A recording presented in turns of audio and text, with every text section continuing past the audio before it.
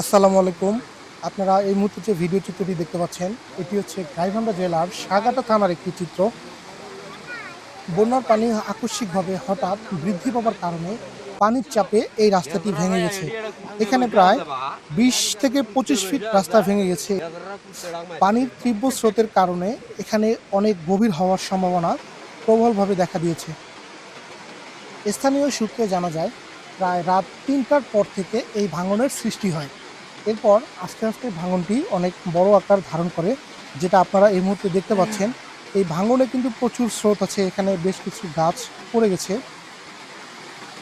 এই রাস্তা ভাঙনের কারণে এখানকার স্থানীয় লোকদের মধ্যে দেখা দিয়েছে তীব্র ভয়ের আশঙ্কা।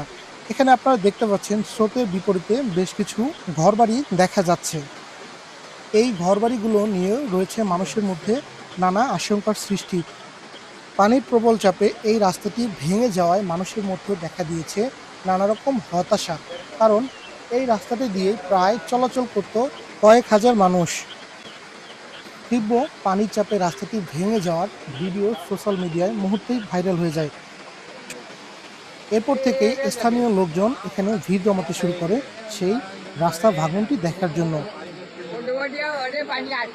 দর্শক, আপনারা এখানে দেখতে পাচ্ছেন এখানে স্রোতের পরিমাণ কতটা তীব্র।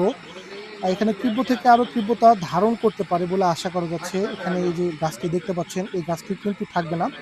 কিছুক্ষণের মধ্যে হয়তো এই গাছটি উপড়ে পড়ে যাবে। এখানে বেশ কিছু গাছ উপড়ে পড়ে গেছে, আমি দেখাইতেছি আপনাদেরকে। এর আগেও বলেছি যে এখানে স্রোতের কারণে বেশ কিছু গাছ উল্টে পড়ে গেছে। যে আপনারা দেখতে পাচ্ছেন, এখানে দেখেন বেশ কিছু গাছ উল্টে গেছে।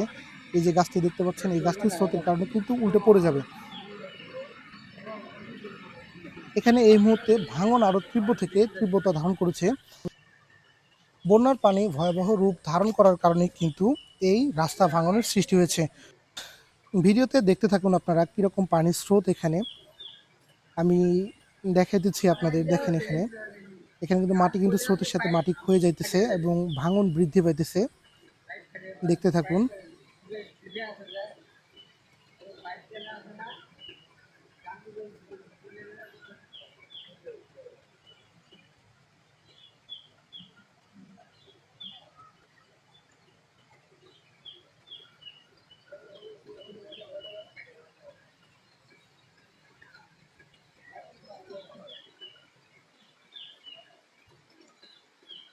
Hey. Hey.